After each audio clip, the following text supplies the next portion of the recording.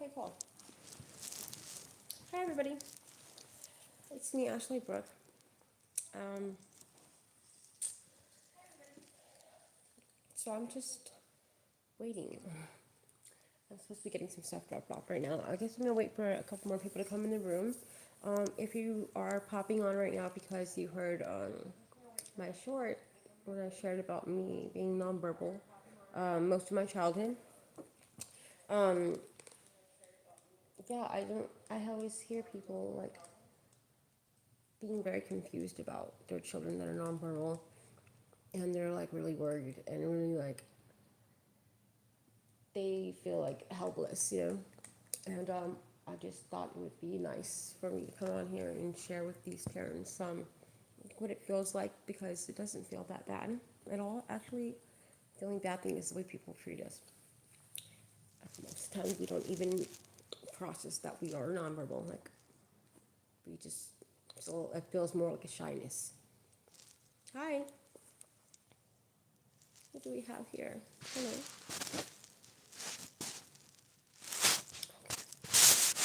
If if I know you, just tell me who you are, because my eyes are really bad. So yeah, I thought it would be really nice to just come on here, and that might help, to share what it was like. Did I?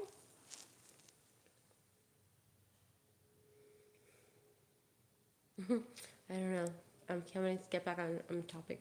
Because I don't know. Um, so I'm gonna share a little bit with what it was like. Being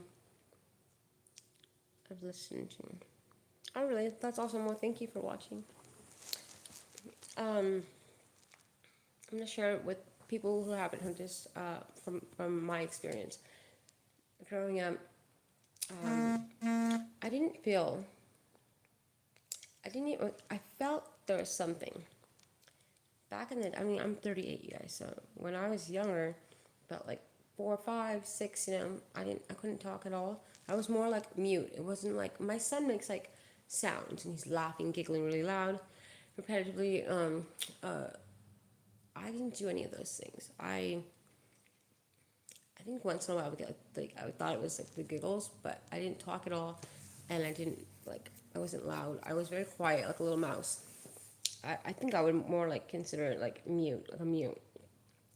Um, when I stopped talking from 10 to 11, for some reason I stopped talking for like a year, again, and then I was like more like like I don't know, like humming, like when I'd answer, I went It was more like uh, when people would ask me questions, even I was like like I was like making the sequence, I guess, the same like sequence of sound, but not the words.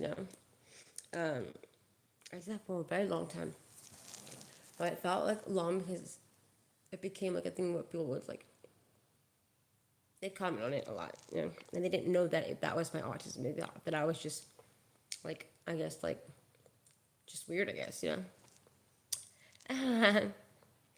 Funny. Yes. If you haven't been watching I mean, if you do watch my thing, um, I wear different wigs all the time because I hate getting my hair cut. I do not like people cutting my hair or touching my hair. So I find it easier to do this. Anyways, that's not what we're here to talk about, though. If we wanted to talk about wigs, weaves, toupees, that is for another channel. Okay? So, back on the topic. So, I I want to stay on topic, you guys. So have some respect, because I'm really doing this for the parents that are concerned about their children that are nonverbal. It's a big worry for parents that feel helpless and they want to protect their children. They can't always be with them, and they assume like the child must know that they can't do these things because it's obvious. When a child is a child, and that is all that they know, so they don't pick up on it as unless you're like in their face, like why don't you talk, and like you know abusive. If you're a sweet parent, you're just nice and loving, they're just gonna feel like they're shy, you know. And I think it's okay for them to feel that. That like, you don't need to comment on it. I actually would. Would let's see, let's get rid of you. Apparently you do, Eddie, because you're in here, dumbass. Oh, neurotypicals always contradicting themselves.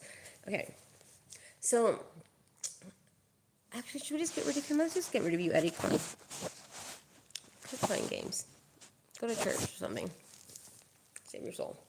Okay, so I remember being a little kid, and I what made me feel like where I started to feel like, oh shoot, like it felt like anxiety and nervous is when people kept trying to press me to do things, like rush me, like come on, hurry up, like go do that, and then they'll tell me to go participate, and then they'll be real loud about it, and they'd be like, come on, go play, and I was like, they don't understand, like that's nothing to most people that are neurotypical for a child, you know.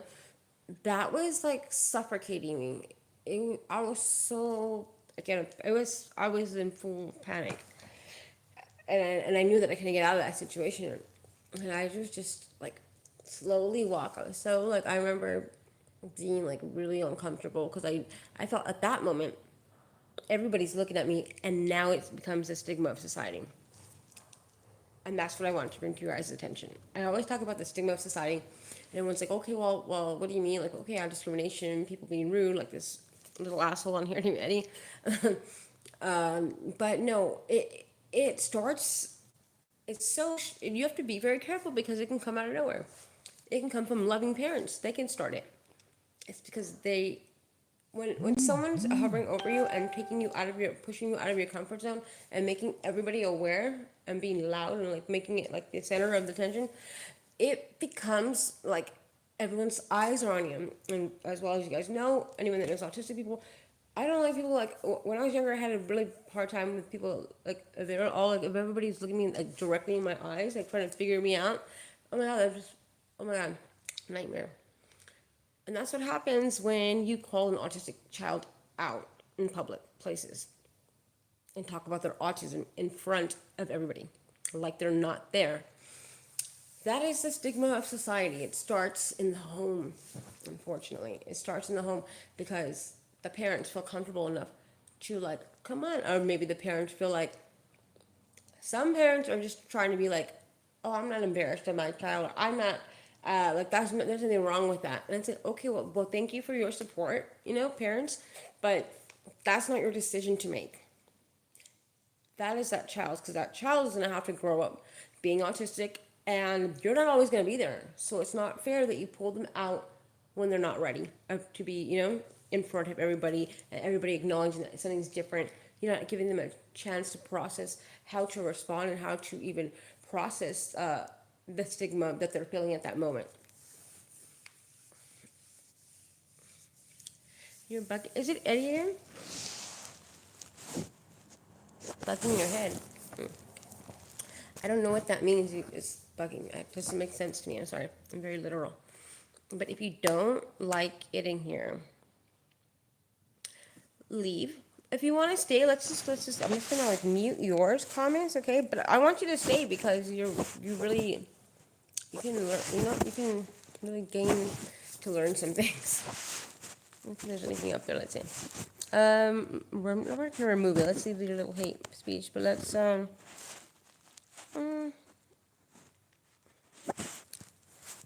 this.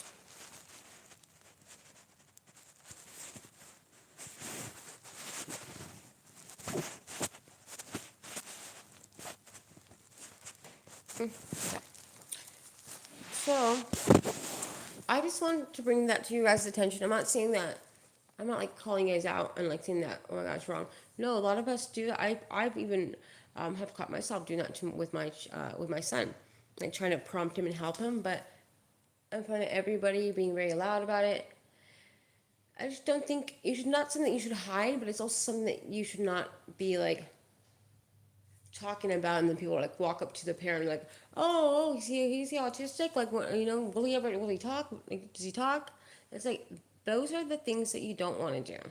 I don't think it's like we know and we understand, but the kids when they're that old, when they're that age, they're not thinking about like, oh well, they didn't, they know the parents love them, So that's there, but for that moment, they're not processing the part of the prenups. All they're processing is that, oh my God, something's wrong with me.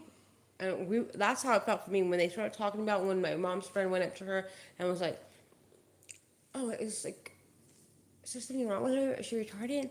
Like, you know, will she talk? Will she ever talk? If they were talking like they were concerned but scared. And when I looked at my mom's face and her friend was like kind of like like looking at me, but I noticed her body was her head was like back, like pulling back, like trying to like study me, like figure. But that's so like it was really creepy and it was really hurtful because they were talking because they thought I didn't understand because I was nonverbal. That I remember to this day. Like she asked her if I was retarded. Like what the hell? Who asked their friend if their child is retarded? That's just a horrible. Like what the hell? And there was nothing because they thought I didn't talk. That it wasn't a big deal.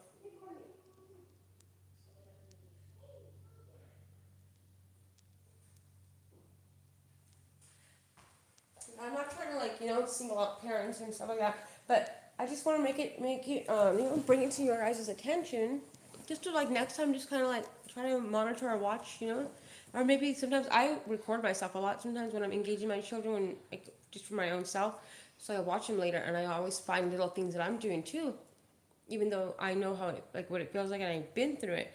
Sometimes you just things are going so fast, when you're being a parent that you didn't mean to do that or but you'll catch it later if you watch the video because why, because you love your child and you're noticing their expression and how they're responding to the things that you're doing and saying.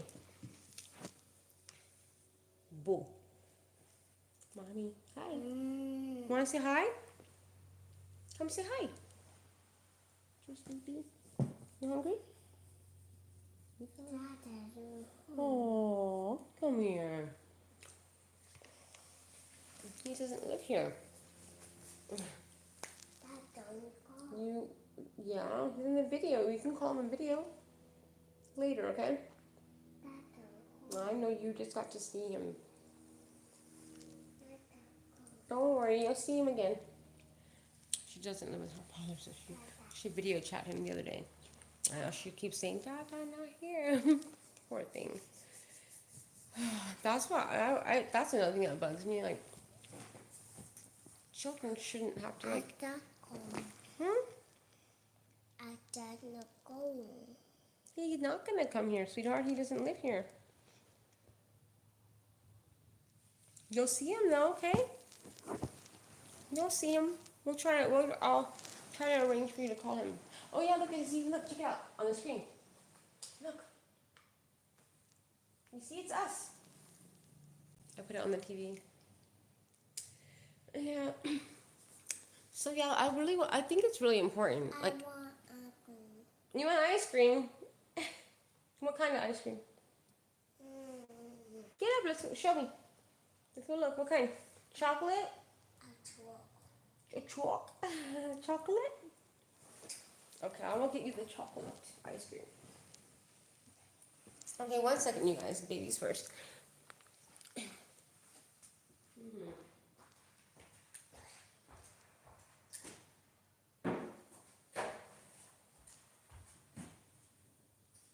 already up now.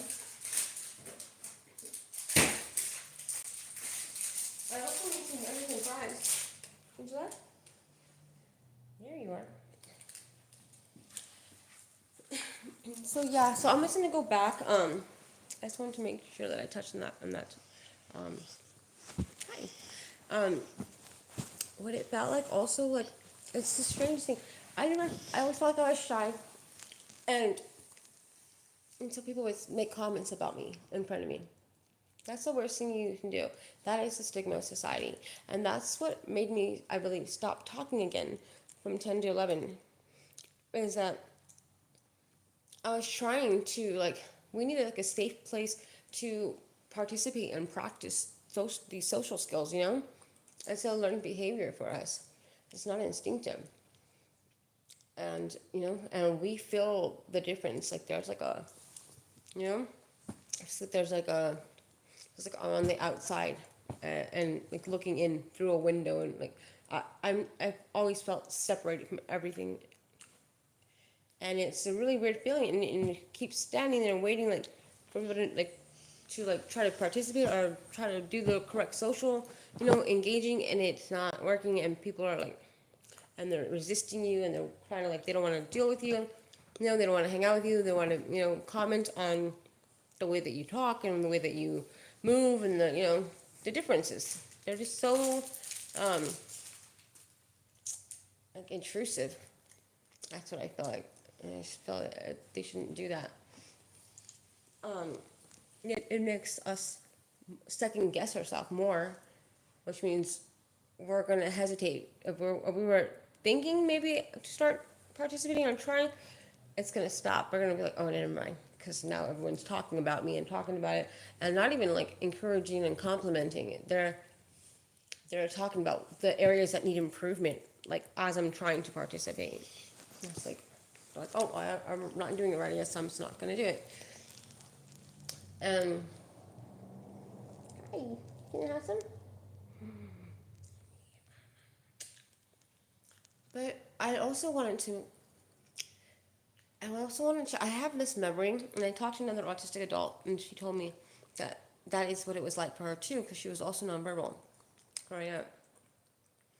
When I started to talk, I remember in the beginning, I kept thinking to myself, did I say that out loud? And the fact that I have this memory of me thinking, did I say that out loud or not? Autistic children who are nonverbal, just because we're not responding to you, we are still problem solving in our head. We are still thinking and processing what's being said. We understand and we retain everything. Nothing, no part of that changes. You know, because I always like all in the beginning, I kept wondering if I said it out loud, because I was always responding before I spoke in my head. Like I would say it in my head, my answer to them, but I would say it like in my head. I wouldn't tell them like to them. It's so if you hear your child that is saying like I would also say things like more than one time. That I would repeat it a couple times because I wasn't sure if I said it in my head or not. So if you have an autistic child that is like repetitive, that just a little insight to there is partially an association with that what I'm telling you is that we are not sure if we said it out loud because we went so long without talking that it's become like we're so used to talking to ourselves in our head, and the way with all the stimulation going on, or in a social setting, is overly stimulating to where my thought process kind of looks like it shuts down, kind of like it freezes. So I forget things and I forget information. Like if that's happening, I can't focus and follow through with something because I forgot where I was at, what place I was in. Like everything gets like super like screwed up. It's like, oh my god, I have to start over. Everything's just like super confusing. Um, but yeah, I just want to ease the parents' mind though by telling that I didn't feel anxiety, and I didn't feel like less than, or that there was something wrong with me, from the way I felt inside and the thoughts in my head, like for my own self, and the fact that I was shy. Like I thought that I thought it was shyness, and partially there's a lot. I've talked to so many autistic people that were nonverbal, and it feels like imagine like the maximum shyness is. I'm laughing because I'm remembering back like certain situations that I was in. Yeah. So yeah, don't feel too bad. But there is some activities that you guys can do with your children. I've been telling everybody, no matter what therapy you're doing, incorporate speech, and it helps if you get them to mimic sounds. Now, not like sounds of animals, but like sounds of like a vacuum cleaner, you know, um, uh, a motorcycle. With if you're there's something about I know this from my own personal experience and noticing my son too. And then so then I looked it up. Yeah, give me a baby wipe, girl. Pick it up, baby. Put it in the trash at least. Here, trash, trash. Do you need help? Do you need help? Baby wipe, right? Yes. Say yes. Would you like a baby wipe? Uh huh. I will get you one second, you guys. I don't want to ignore her when she's trying to express herself or communicate her needs. Yeah, what?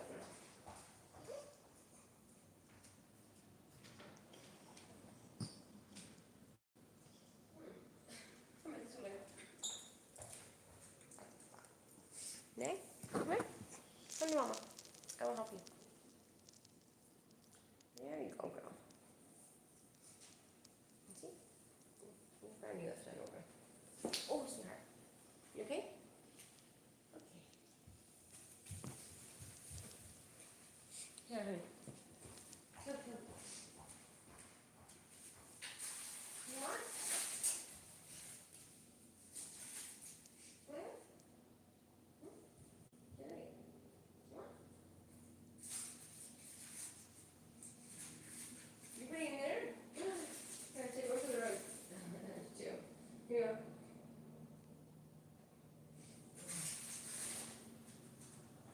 Let's get this last one. Okay. Come on, Mom. You'll make it out there in a minute, okay? That's when I finish up. We're going to some activities. Yeah, it's super important to do with sounds because a lot of people don't realize that children that are nonverbal, people that are nonverbal, the muscle in their tongue is weaker. It's weak. So doing sounds makes us, and it also it's like cognitive too. Like we have to be aware of, like we have when I know that when I started speaking, I couldn't pronounce words and my speech was very slurred, and like I would wash over certain parts of a word or a sentence. Like I would just skip it, and I think it's because my muscles in my mouth is very like I think it has to do something. It's like I know that's some part of my brain, but it's like it's not. It's like usually like, your brain will tell like your brain you'll act instinctively to like eating and stuff like that or talking. For myself, I was like I have to like tell myself, prompt myself in my head like to move my mouth fully to pronunciate the words. That's why a lot of people on here have told me like you talk like the Joker, and I think it's because I always move my mouth like really like I have a big mouth. I have to like pronunciate each one, and I have to make sure that my tongue doesn't, but I don't bite my tongue. And my son does the same thing too, and he also chokes on noodles, like long noodles, and so does my daughter. Like if I don't cut up any noodles, he's choking on them. He's already 11, and I know from my own personal experience that I do have like some sort of like it's affecting like I feel like it's more like not that my mouth is weak, but it's like some part of my brain that controls my mouth. It's like it's not it's like it's almost like it feels kind of like I'm trying to express like exactly what it feels like. I have executive challenges with you guys. I don't know if you guys know what executive challenges are, but I'll tell you. So I have executive challenges. I've always had executive challenges. I have issues with my with like sensory stimulation overload, and it is so overwhelming in that things that I know that I need to do, like shower, brush your teeth, wash your hair, comb your hair, clean up, uh, things like that, or like if anything has to like if it's being of my like if like the sounds are affecting like if there's too overly stimulating, whether that task is important or not, and whether I know that I need to do it and I want to do it. So they will like it'll like I'll procrastinate. I'll avoid it. Like I can't stop it. Like, I've always been like, oh my god, I noticed the problem. I see it. I need to fix this. I need it, but it never happens. Like some part of my brain just doesn't want to. Won't I won't let me. Like, I don't know how to explain it, but so that's what it feels like. It feels like the same thing with my mouth. It's like I want to. I know I can. I know I have muscles in my mouth, but why is it that I can't do it instinctively? Like I have to try. Um, a lot of people will be like, "Oh, you talk weird," or "You why do you move your mouth like that?" And I think that's another thing that people watch out for saying, because you never know. Like I've struggled with my speech for so long. People will be like, "Oh, you don't look autistic. You're not autistic. You're you're not. You don't have any issues with anything. Like you're not. You don't have any challenges." It's like I pushed through. I've been pushing through my almost my entire life to be able to meet everybody's expectations. So to have somebody that I know it all come to me when I don't even want to be in that room and doing any of these things that I'm forcing myself to do, and then for them to come up to me and start criticizing the way that I do it, it's it's like there's a big divider, between autistic people and neurotypicals. I would really like to see that change.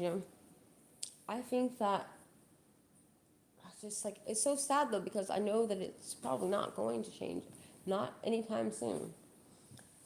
But I think it would help little by little, one day at a time. Everybody would just try your best to acknowledge, like, learn one thing about autism. Like, the population of autism is like growing so much everywhere in the world. I think it's inhumane for people to not educate themselves, whether you know an autistic person or not, because we're everywhere, and you can may run into a person in the street that's autistic, and they may need some support, or maybe you may respond, discriminatory to them, not knowing, just being frustrated, and that's inhumane. You should not do that. So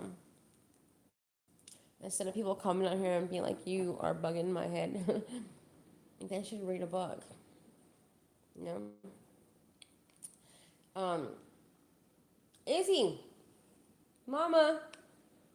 I'm waiting for our friend to come right now, but if there's any questions, come here. What's up?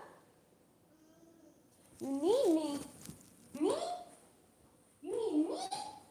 What? Shall we come in here?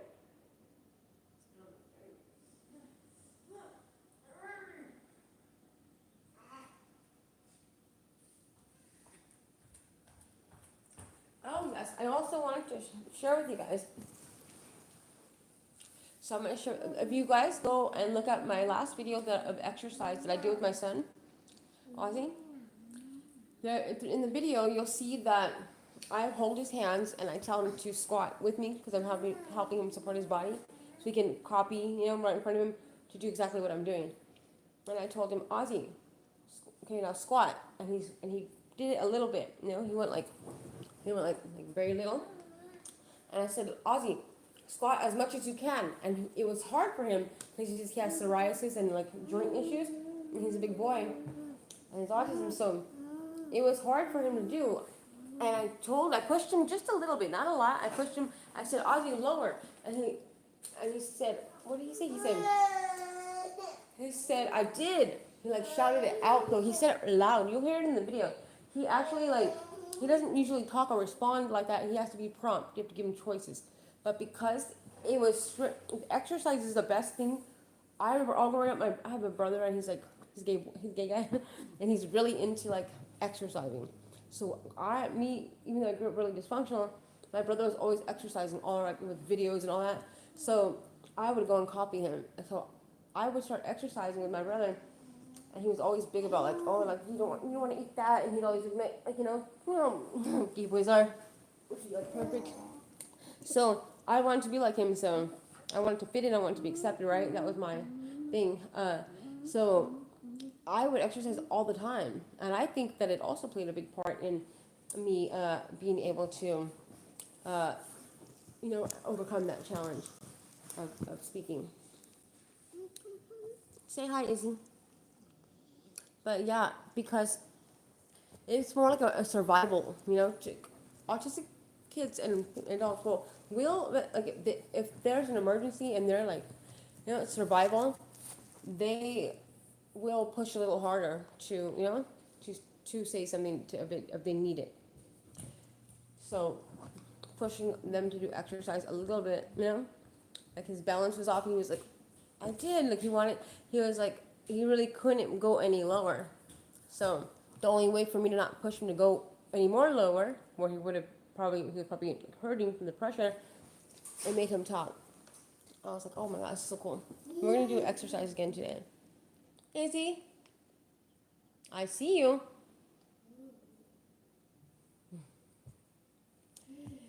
Okay, guys. So I'm trying to think if I left anything else if anything else that is important. Hmm. Oh yeah, and when you try to get them to talk, I know that a lot of times like I'll be like, say car, say this, say that. A lot of times, because we're still listening, like you have to do the interactive play with them, and like I did. There's another video in the beginning when I first started making these videos, and I had my daughter and I told her, Izzy, let's like look at the car, say car. She wouldn't say car. She would just laugh and try to pull everything away, and then I had to, then we got a drawing board, and then we drew a car and said car. Like you have to show them many different examples, and then also interactive play. And then I put the little car hat on my head, and I pretended I was a car, and I was driving around like vroom vroom, and I was going in a little circle. You have to be like extra exaggerate when you're playing. And she didn't do it then either. But then, after everything was done, like 20 minutes later, she comes out of nowhere and she tells me, Mama, car, hop in. Vroom, vroom, vroom. She said like everything, like all at once. Like, so she was listening. It's just, she will respond and participate when she feels comfortable. So too much attention on them is I don't think it's that helpful. Are we done? Okay, you guys, I just want to hop on for a minute and say hi to everybody and share that information with you guys. Baba. It is a baba. For me? Can I be a baby? I can? Mmm. Yummy. Okay, you guys, okay, I'm gonna get off now because my daughter needs my attention right now. But I will be back on later, okay? Thank you guys. Don't forget to like and subscribe. No.